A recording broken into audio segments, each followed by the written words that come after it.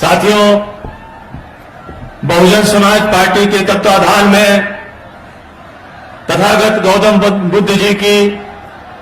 पावन एवं पवित्र धरती पर जनपद श्रावस्ती में आयोजित चुनावी जनसभा की मुख्य अतिथि बहुजन समाज पार्टी की राष्ट्रीय अध्यक्ष, उत्तर प्रदेश जैसे विशाल राज्य की चार बार मुख्यमंत्री रही, न्याय पसंद लोगों की नेता एवं इस जनपद श्रावस्ती की स्थापना करने वाली परम आदरणीय, परम सम्मानित माननीय बहन कुमारी मायावती जी हम सबके बीच में आ चुकी हैं। मैं अपनी तरफ से और इस जनसभा में उपस्थित समस्त लोगों की तरफ से माननीय बहन जी का बहुत बहुत हार्दिक स्वागत और अभिनंदन करता हूं और ये चाहता हूं कि मंच पे उपस्थित लोग, सामने जो हमारी माताएं, बहनें, नौजवान साथी, हमारे जो बुजुर्ग हैं, जितने भी साथी आए हैं, सारे लोग अपने स्थान पर खड़े होकर दोनों हाथ से ताली बजा करके माननीय बहन कुमारी मायावती जी का स्वागत करने का काम करें।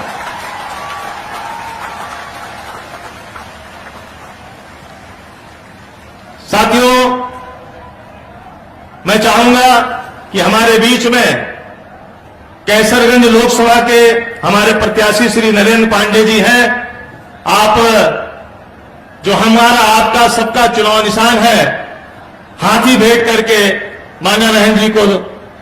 हाथी भेंट करने का काम करें। जल्दी करें।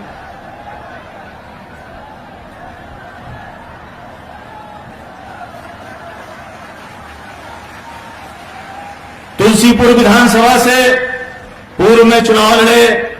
भाई विधानसभा का भाई भुवन प्रताप सिंह जी से चाहूंगा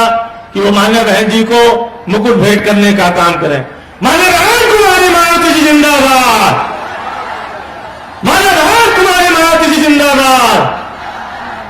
मान्य बहन जी द्वारा आशीर्वाद प्राप्त उपचुनाव गैसड़ी में प्रत्याशी भाई हारिस खां जी को से चाहूंगा कि वो हाथी भेंट करके मान्य बहन जी को हाथी भेंट करने का काम करें। मान्य बहन जी आप संघर्ष करो, मान्य बहन जी आप संघर्ष करो। मैं मान्य बहन जी से निवेदन करूं कि हम सबको संबोधित करें, उससे पहले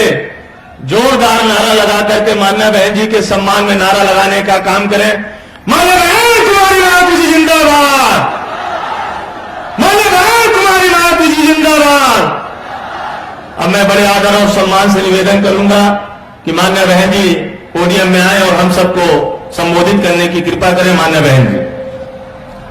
बीएसपी के एक चुनावी जनसभा में इकट्ठा हुए पार्टी के सभी छोटे बड़े पदाधिकारी एवं कार्यकर्तागण, आज आप लोग देश में व यहाँ आपके उत्तर प्रदेश स्टेट में भी लोकसभा के लिए हो रहे आम चुनाव में अपनी पार्टी के उम्मीदवारों के समर्थन में मुझे सुनने के लिए यहाँ इकट्ठा हुए हैं, तो उसके लिए मैं आप सभी लोगों का हार्दिक दिल से आभार प्रकट करती हूँ। वैसे आप लोगों को ये मालूम है कि हमारी पार्टी कांग्रेस, बीजेपी व अन्य किसी भी विरोधी पार्टी तथा गठबंधन आदि के साथ मिलकर नहीं, बल्कि अकेले ही अपनी पार्टी के बलबूते पर पूरी तैयारी व दमदारी के साथ ये चुनाव लड़ रही है। इसके साथ ही हमने टिकट बंटवारे के मामले में भी सर्व समाज के लोगों को उचित भागीदारी दी है। जिनको कामयाब बनाने के लिए अपनी पार्टी के लोग पूरे जी जान से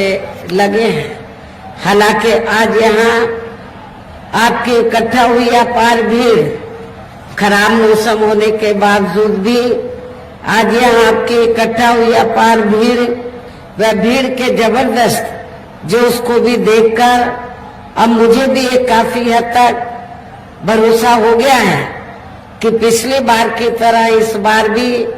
आप लोग अपने प्रदेश से या लोकसभा चुनाव में अपनी पार्टी का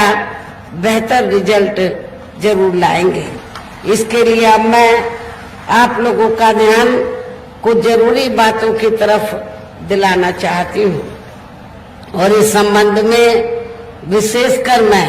कांग्रेस, बीजेपी व इनके अन्य सभी सहयोगी दलों के बारे में ये कहना चाहूंगी कि आजादी के बाद शुरू में केंद्र व देश के काफी राज्यों में भी ज्यादातर सत्ता यहाँ कांग्रेस पार्टी के ही हाथों में केंद्रित रही है, किंतु इनकी अधिकांश मामलों में रही गलत नीतियों एवं गलत कार्य प्रणाली आदि की वजह से ही फिर इस पार्टी को केंद्र व काफी राज्यों की भी सत्ता से बाहर होना पड़ा है तथा यही स्थिति इनकी सहयोगी पार्टियों की भी बनी रही है, जिसके कारण ही फिर पिछले कुछ वर्षों से भारतीय जनता पार्टी व इनके सहयोगी दल केंद्र एवं काफी राज्यों की भी सत्ता में काबिज हो गए हैं। लेकिन इनकी भी ज्यादातर रही जातिवादी, पूंजीवादी, संकीर्ण, सांप्रदायिक व द्वेषपूर्ण नीतियों एवं कार्य प्रणाली आदि से तथा इनकी कथनी व करनी में भी काफी अंतर होने की वजह से अब ऐसा लगता है कि इस बार ये पार्टी भी यानी कि भारतीय जनता पार्टी भी केंद्र की सत्ता में आसानी से वापस आने वाली नहीं है, बशर्ते यदि ये चुनाव इस बार फ्री एंड फेयर होता है तथा आम चर्चा के मुताबिक वोटिंग मशीनों में भी कोई गड़बड़ी आदि नहीं की जाती है और वैसे भी इस बार चुनाव में इनकी कोई भी पुरानी व नई चल रही नाटकबाजी, जुमलेबाजी व गारंटी आदि काम में आने वाली नहीं है, क्योंकि अब देश की जनता काफी हद तक इस बात को समझ चुकी है कि इनकी पार्टी ने अब तक देश के विशेषकर गरीबों, कमजोर तबकों, मध्यम वर्गीय एवं अन्य मेहनतकश लोगों को जो इन्हें अच्छे दिन दिखाने के असंख्य प्रलोभन भरे वायदे किए हैं तथा अनेकों हवाई व कागजी गारंटी आदि भी दी है, तो उनका जमीनी हकीकत में अभी तक इन्होंने लगभग 1/4 हिस्सा भी कार्य पूरा नहीं किया है, बल्कि इसके स्थान पर इनका ज्यादातर समय व ताकत भी यहाँ इनके अपने चहेते रहे बड़े बड़े पूंजीपतियों एवं धन्ना सेठों को ही ज्यादा से ज्यादा मालामाल व धनवान आदि बनाने में तथा उन्हें हर स्तर पर छूट देने व बचाने में ही लगी रही है, जिनके अधिकांश आर्थिक सहयोग से ही ये पार्टी व अन्य पार्टियां भी अपना संगठन चलाती हैं तथा चुनाव आदि भी लड़ाती हैं, जिसका काफी कुछ खुलासा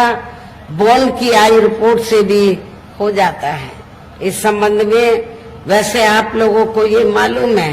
कि अभी कुछ दिन पहले माननीय सुप्रीम कोर्ट ने बॉन्ड के मामले में जो रिपोर्ट उजागर की है कि किन किन पार्टियों ने बड़े बड़े पूंजीपतियों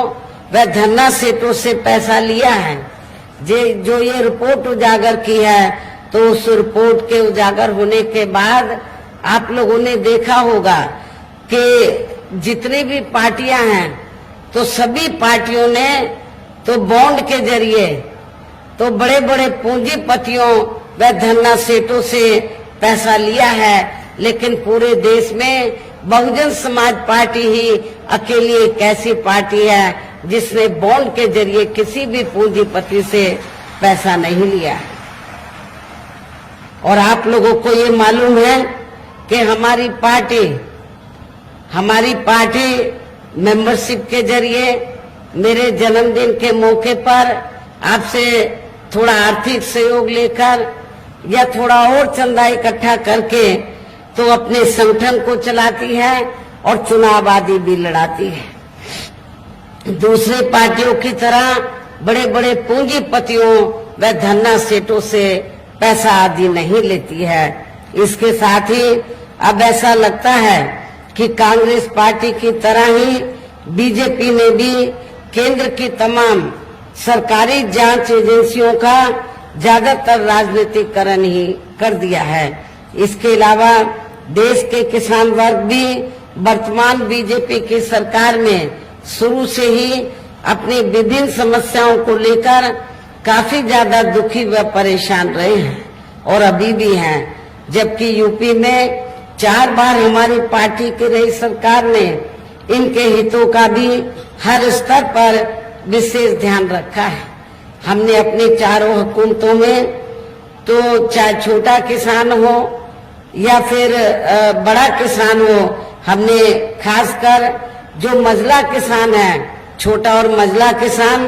तो हमारी पार्टी की सरकार ने किसानों को तो समय से खेती करने के लिए साधन उपलब्ध कराए, सस्ते साधन उपलब्ध कराए और जो भी इनकी फसल हुई उस फसल का भी उचित दाम हमारी पार्टी की सरकार ने अपनी चारों हुकूमतों के दौरान दिया है। इतना ही नहीं बल्कि केंद्र में पूर्व की रही कांग्रेसी सरकार की तरह ही वर्तमान भाजपा सरकार में भी इनकी जातिवादी, हीन, सांप्रदायिक एवं पूंजीवादी सोच व नीतियों के चलते ही पूरे देश में सर्व समाज में से खासकर गरीबों, दलितों, आदिवासियों, पिछड़े वर्गों, मुस्लिम एवं अन्य धार्मिक अल्पसंख्यक समाज के लोगों का भी पूर्ण रूप से विकास व उत्थान आदि नहीं हो सका है। और इस संदर्भ में वैसे आप लोगों को ये मालूम है कि पूरे देश में यहाँ दलितों, आदिवासियों एवं अन्य पिछड़े वर्गों का सरकारी नौकरियों में वर्षों से अधूरा पड़ा आरक्षण का कोटा भी अभी तक पूरा नहीं भरा गया है। विशेषकर एससी व एसटी वर्गों के सरकारी कर्मचारियों का पदोन्नति में आरक्षण भी अब काफी हद तक प्रभावहीन ही बना दिया गया है। और जब समाजवादी पार्टी की यहाँ सरकार थी यूपी में, तो समाजवादी पार्टी की सरकार ने तो इसको यूपी स्टेट में बिल्कुल ही खत्म कर दिया था। साथ ही केंद्र व राज्यों में भी विरोधी पार्टियों की रही सरकारों में इन सभी वर्गों को प्राइवेट सेक्टर में आरक्षण दिए जाने की व्यवस्था किए बिना ही इनकी सरकारों के ज्यादातर सरकारी कार्य अब प्राइवेट सेक्टर के जरिए ही इनके बड़े बड़े पूंजीपतियों व धन्ना सेठों आदि को ही दिए जाने के कारण अब इनको पूरे देश में आरक्षण का बहुत कम ही लाभ मिल पा रहा है। इसी प्रकार इनका अन्य और मामलों में भी शोषण व उत्पीड़न आदि होना अभी तक भी बंद नहीं हुआ है। इनके साथ साथ मुस्लिम व अन्य धार्मिक अल्पसंख्यक समाज के लोगों की भी हालत हर स्तर पर यह काफी ज्यादा खराब व दयनीय बनी हुई है। इतना ही नहीं बल्कि पिछले कुछ वर्षों से केंद्र व अधिकांश राज्यों में भी बीजेपी व आरएसएस की सरकारों के चलते हुए अब इनका विकास व उत्थान आदि होना भी काफी हद तक बंद सही हो गया है। आए दिन इन पर खासकर धर्म व हिंदुत्व की आड़ में हो रही जुर्म जाति भी यह काफी ज्यादा चरम सीमा पर पहुंच चुकी है। इनके साथ साथ अपर कास्ट समाज में से विशेषकर गरीब लोगों की भी हालत हमें कोई खास अच्छी नजर नहीं आती है। आप लोगों को मालूम है कि गरीब लोगों के साथ साथ तो अपर कास्ट समाज में से जो ब्राह्मण समाज है, तो उनकी हालत सपा सरकार में भी काफी ज्यादा खराब थी और वर्तमान बीजेपी की सरकार में भी काफी ज्यादा खराब है। इनकी गलत कृषि नीतियों के कारण किसान वर्ग भी आए दिन आंदोलित ही रहता है। साथ ही इनकी गलत आर्थिक नीतियों की वजह से देश की अर्थव्यवस्था पर भी इसका काफी बुरा प्रभाव पड़ रहा है, जिससे यहाँ विशेषकर छोटे एवं मध्यम वर्गीय व्यापारी वर्ग भी काफी ज्यादा दुखी व परेशान हैं। और अब केंद्र में पूर्व की रही सरकारों की तरह ही वर्तमान भाजपा सरकार में भी यहाँ पूरे देश में गरीबी, बेरोजगारी एवं महंगाई आदि भी लगातार काफी ज्यादा बढ़ रही है। देश में हर स्तर पर फैला भ्रष्टाचार भी अभी तक खत्म नहीं हुआ है। ऐसे में अब आप लोगों को देश में हो रहे लोकसभा चुनाव में कांग्रेस, बीजेपी व इनकी सहयोगी पार्टियों को भी केंद्र की सत्ता में आने से जरूर रोकना है। जिनकी गलत नीतियों व गलत कार्य प्रणाली आदि को आप लोग काफी आजमा भी चुके हैं। ऐसी स्थिति में अब ये विरोधी पार्टियां इस चुनाव में भी किस्म किस्म के साम, दाम, दंड भेद आदि अनेकों हथकंडे इस्तेमाल करके केंद्र की सत्ता में आने की पूरी कोशिश में लगी हैं, जिनसे अपनी पार्टी के लोगों को हर स्तर पर काफी ज्यादा सावधान रहना है। और इस मामले में विरोधी पार्टियां अपने अपने पक्ष में हवा बनाने के लिए खासकर मीडिया, ओपिनियन पोल व सर्वे आदि का जो बड़े पैमाने पर इस्तेमाल कर रही हैं, तो उनसे भी अपनी पार्टी के लोगों को बिल्कुल भी गुमराह नहीं होना है। इसके साथ ही विरोधी पार्टियों के विभिन्न रूपों में जारी किए गए इनके हवाई व प्रलोभन भरे चुनावी घोषणा पत्रों एवं वायदों आदि के बहकावे में भी अपनी पार्टी के लोगों को कतई भी नहीं आना है। जिन्हें ये पार्टियां सरकार बनने के बाद ज्यादातर अमल में नहीं लाती हैं और अब जिन पर से देश की जनता का अधिकांश विश्वास ही उठ गया है। यही खास वजह है कि हमारी पार्टी किसी भी चुनाव में अपनी पार्टी का कोई भी चुनावी घोषणा पत्र आदि जारी नहीं करती है। वैसे भी हमारी पार्टी किसी भी मामले में कहने में बहुत कम बल्कि कार्य करके दिखाने में ही ज्यादा विश्वास रखती है। और इस बात का सबसे बड़ा सबूत ये है कि उत्तर प्रदेश में 4 बार हमारी पार्टी के नेतृत्व में रही सरकार ने चुनाव में अपनी पार्टी के बिना कोई जारी किए गए चुनावी घोषणा पत्र के ही प्रदेश व आम जनहित में काफी ऐतिहासिक कार्य करके दिखाए हैं। जबकि इस मामले में हमारी पार्टी का ये कहना है कि यदि इन पार्टियों के स्थान पर केंद्र में हमें अपनी पार्टी की सरकार बनाने का मौका मिलता है, तो तब फिर हमारी पार्टी की बनी सरकार केंद्र में यहाँ अब तक की रही सभी विरोधी पार्टियों की सरकारों की तरह केवल हवाई वे कागजी कार्य आदि नहीं करेगी, बल्कि उत्तर प्रदेश की तरह ही जमीनी हकीकत में ठोस कार्य करके दिखाएगी। और इस संदर्भ में खासकर मैं ये कहना चाहूंगी, केंद्र द्वारा देश में पिछले कुछ समय से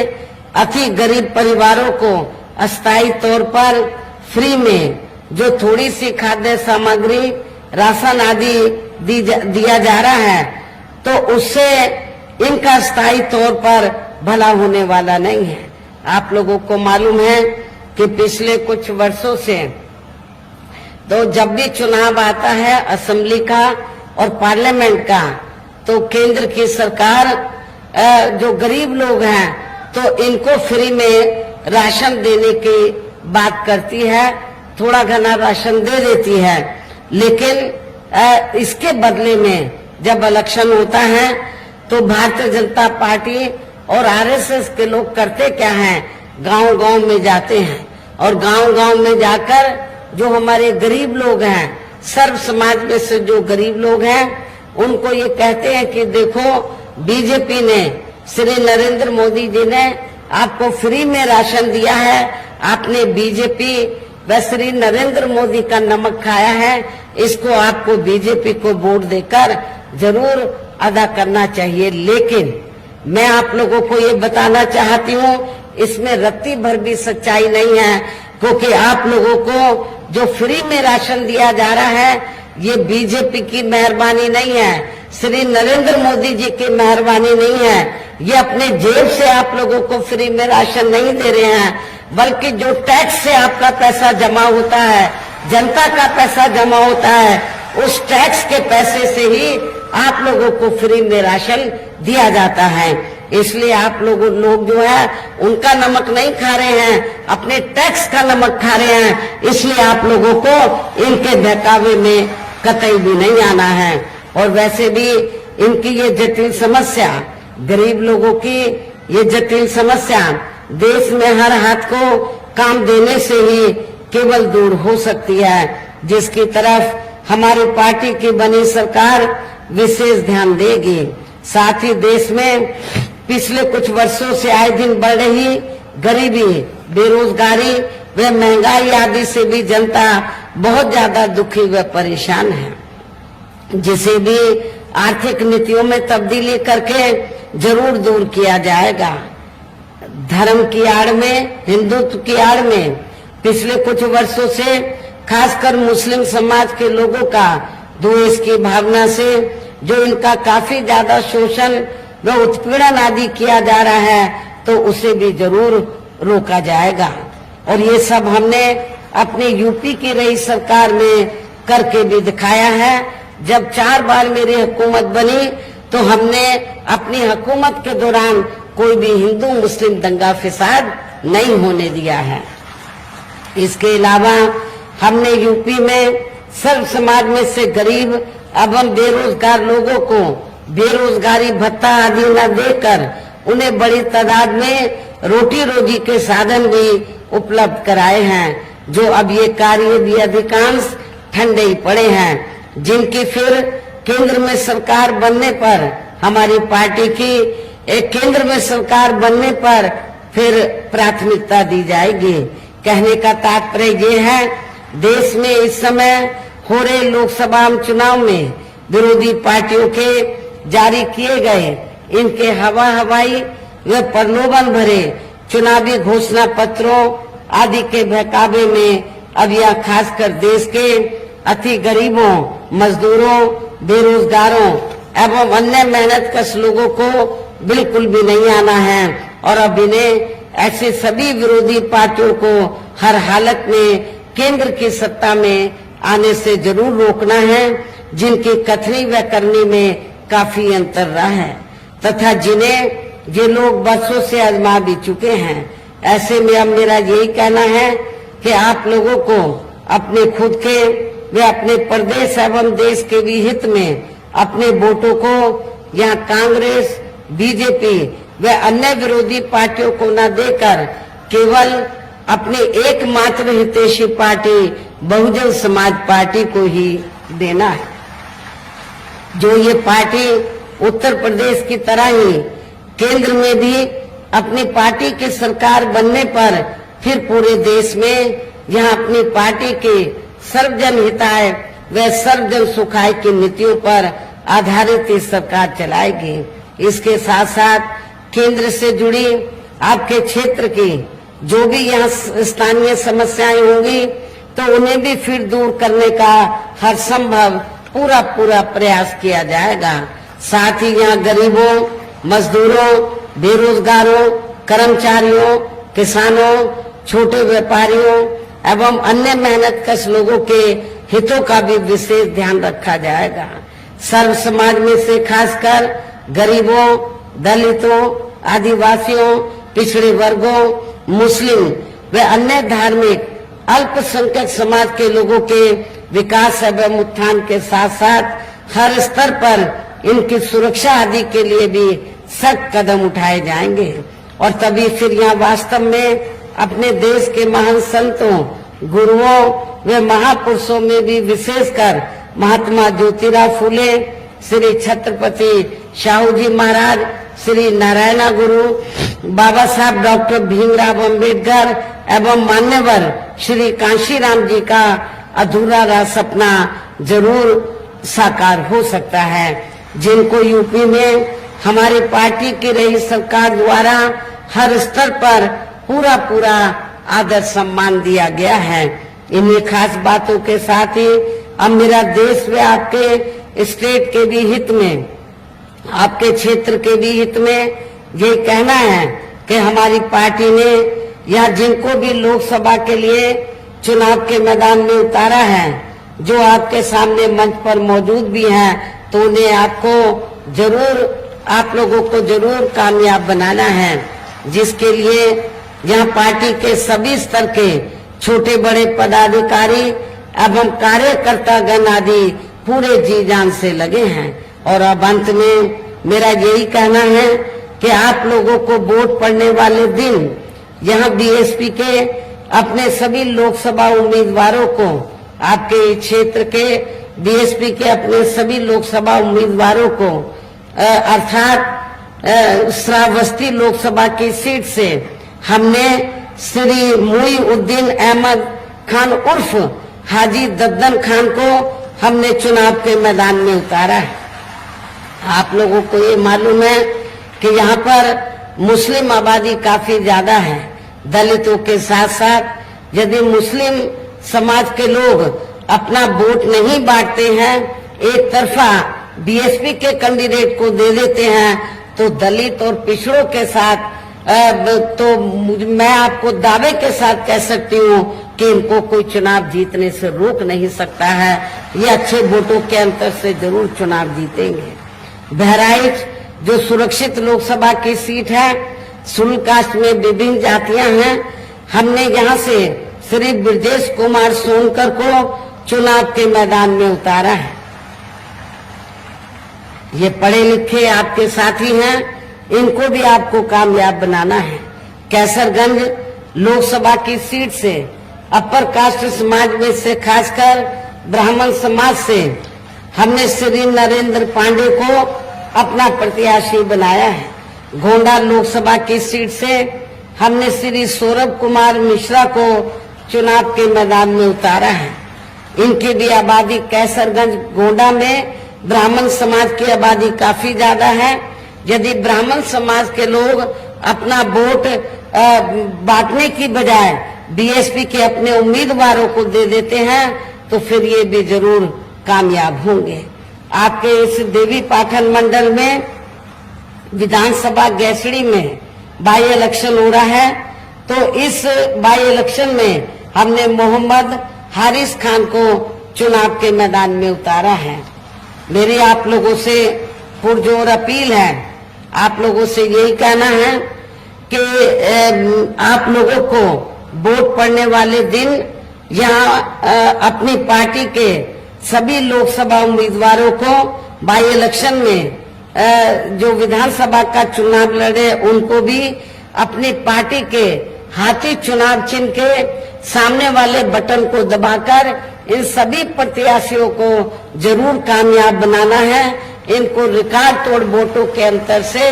जरूर जिताकर भेजना है। इस खास अपील के साथ ही अब मैं अपनी बात यही समाप्त करती हूँ। जय भीम, जय भारत।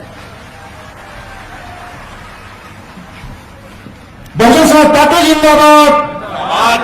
बहुजन समाज पार्टी जिंदाबाद।